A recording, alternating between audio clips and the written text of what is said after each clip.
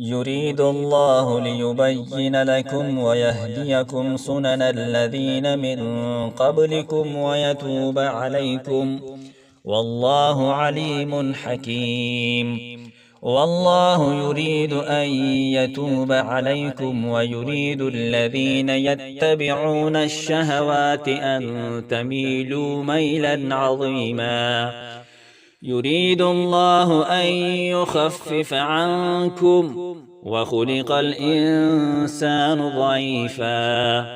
يا أيها الذين آمنوا لا تأكلوا أموالكم بينكم بالباطل إلا أن تكون تجارة عن تراض منكم، ولا تقتلوا أنفسكم إن الله كان بكم رحيما.